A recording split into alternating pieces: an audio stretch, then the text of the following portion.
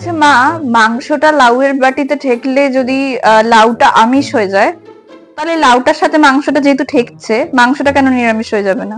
শোন, বেশি বড় বড় কথা বলিস না। তুই বেশি জানিস না, আমি বেশি জানি। কি সারাদিন এত ফোন ঘাটিস? কি পাস ওই ছাই পাস ফোনে? আরে মা, একটু ফেসবুক দেখছি। না, এই ফেসবুকে কিভাবে কমেন্ট করতে হয় একটু দেখিয়ে দে না রে। এই যে তুমি ফেসবুক ঘাঁটতে বারণ করছিলে। আরে যে রিনা মাসি আছে না, ছবিতে একটু কমেন্ট করবো সেই জন্য। ফোন আর ফোন আর ফোন। রান্নাঘরে গিয়ে আমার একটা রান্না হেল্প করেছিস? আর এতগুলো রান্না আমাকে করতে হচ্ছে। হ্যাঁ, মা, আমি আজকে একটা রান্না করে দিচ্ছি, আমি বাসনটাও মেজে দেবো। থাক থাক বাবু, তোমাকে কিচ্ছু করতে হবে না। তুমি তো রান্নাঘরে ঢুকলে রান্নাঘরটা নোংরা করে দেবে আর সব আমাকে পরিষ্কার করতে হবে। তুমি বরং ফোনই ঘাটো।